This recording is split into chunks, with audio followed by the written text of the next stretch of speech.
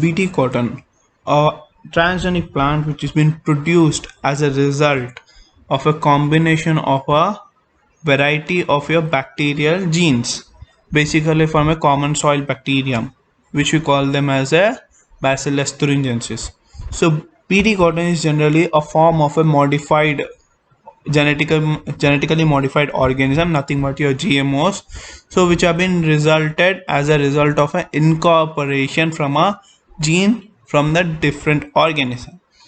So BT cotton is basically created from a introduction of a soil bacterial genome, nothing but Bacillus thuringiensis genome into the plant.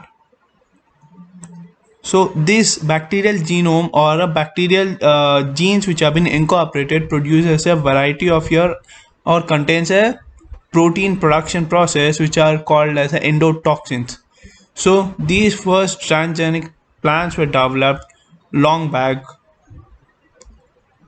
So what basically it does? So the Bacillus thuringiensis genes are known as a cry genes. So these genes are responsible for a endotoxin. So these are categorized into different various types depending on the organism substrains which have been given to them. So they are basically the toxins which kill the bacteria or the insects and the insecticidal properties of the endotoxin which has been produced from the bacterial genome will be creating or damaging the epithelial cells or epithelial lining of the gut of the insects which have been consuming these leaves, and they will be endotoxins will be much active at the higher rate of around pH 7.5 to 8. So there are the various experiments which have been done, and there are the several examples in which you are able to see it just here. Some of the examples are your brinjal, cauliflower, cabbage, BT cotton, BT brinjal, maize, and BT potato, etc., etc. So in India, you'll be able to see that most of the time they are in a large scale only till the experimental phase. We have never seen the BT cotton into the production phase, as they have lacked or they have developed a variety of your issues which cannot be explained simply. Okay, so several transgenic plants have been developed as a commercialized purpose at the national and international levels, but never came onto the actual fields. So what it does? So cry genes or a crystal proteins which have been released from the BT or Bacillus thuringiensis produce or forms a crystalline structure. So these crystalline structures have a property of an insecticidal activity. So these cry genes are around for 16 distinctive groups which code for around 130 to 70 kilodaltons proteins. Okay, so these proteins are stabilized in the alkaline environment inside the mid gut of the insect, which proteolytically processed by the yield of 60 kilodalton, a toxic core fragment, nothing but as the protein is been passing down to the insect's gut, it will be proteolytically cleaved as a process of your digestion. It will be activating the toxic part of your protein. So what happens? So the toxic function will be basically N terminus half of a 130 kilodalton protein. The C terminus is half of a highly conserved sequence, most likely to be crystal form. Okay, the cry proteins are basically a to the insects which are basically from a group called leptopteran insects, nothing but a subclass or a family. So cry 2, the other part or the second variation, is basically from a different category of insects, nothing but your Lepidoptera and also Diptera, and a cry 2b is specifically for the Diaptera, and the cry 3 proteins are acting against your Cleoptera species, basically all the different varieties of species, followed by your fourth one, nothing but your Diaptera. So nothing but they will be helping out in the complete insecticidal properties. As a cry type A or a cry TA, protein does not show any insecticidal activity. It is cytolytic for the variety of your vertebrates, nothing but it tries to have an effect on the invertebrates. okay, and also your higher organisms similar to that. So the apart from the toxic action, we'll be just seeing it how they have been produced. So this gene from the bt is being removed as a process by your restriction digestion followed by your transformation. So basically these genes have been transferred with the help of your ti plasmid. Okay, ti plasmid is the only plasmid which can incorporate a larger amounts of your bt cotton genes or a bt genes, specifically the cry genes, which have been transferred from the bacillus thuringiensis to the cotton cells, nothing but a cotton seeds or a somatic cotton cells, which will be helpful for the growth of your complete cotton plant. So later on, as these genes have been transferred with the help of a TI plasmid, as the TI plasmid cannot directly inject or incorporate the genome into the cotton cell, there is an intermediary substance or a intermediary organism known as a Agrobacterium tumefaciens. So it is a bacteria which will be incorporating the TI plasmid genes into the cotton cells. So these cotton cells will be held responsible for the transformation process or left for the growth of the cotton cells inside a specialized mediums. So as the cells have been growing, they will be having a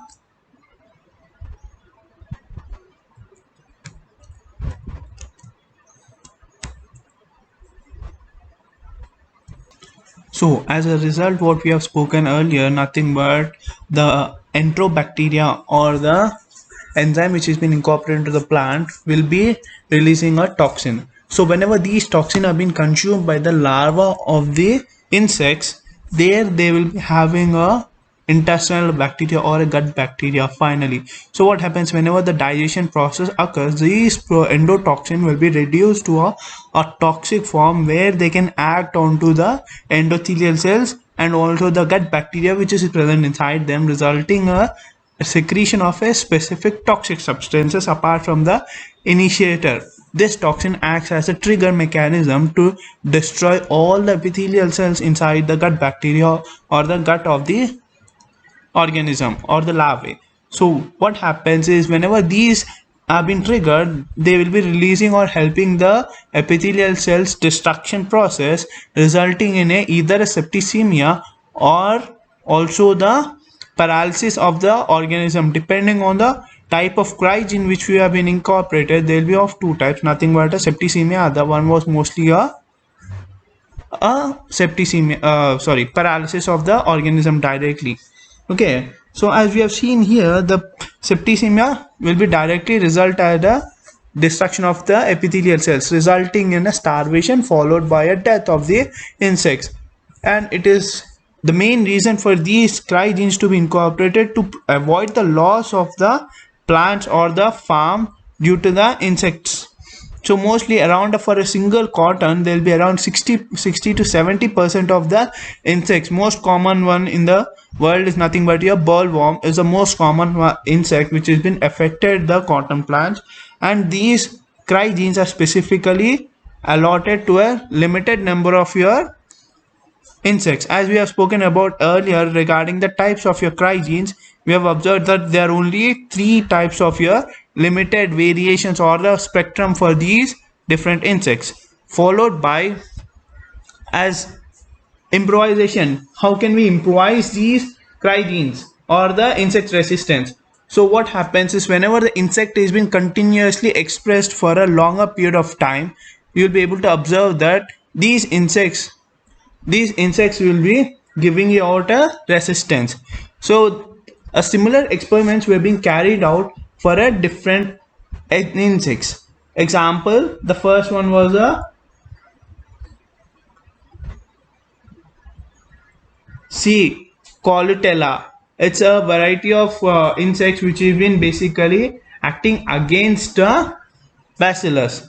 So bacillus was a bacteria which has been taken out from the soil, but these insects will be resistant to that. So what happened is whenever they have been exposed for a longer exposure time or the higher dosage of the cry genes or a endotoxin which has been released from these cry genes, they have developed the resistance for around 21 generations. Cadra colutella. Okay, and it was a continuous exposure. After 21 generations, the it developed a resistance against it, sevenfold resistance. But whereas in the second example, we can go for your Plodilia interpunctella. Okay, it is a other variety of enzyme which has developed for a higher concentration of your endotoxin or a higher pressure levels or exposure levels. We'll be able to see that interpunctella after 36 generations it developed a more than 250 fold increase in the resistance. Okay, so what causes these organisms to affect these or get a resistance against this? How can we avoid the resistance by maintaining this?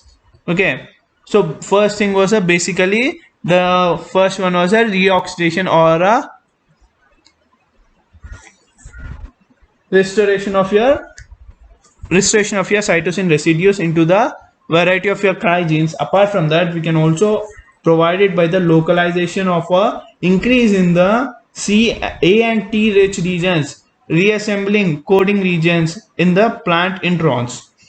And second one, we can also provide it with the potential polyadenylation signal sequencings and also causes from which you can either decrease or increase. Most probably in this case we'll be able to see that as a plant, different plants will be able to have a different length. You'll be able to see that these can be the causes due to which the effectiveness of these cry genes or the change in the cry genes will be able to observe in these kind of a different plants and their expression activity levels.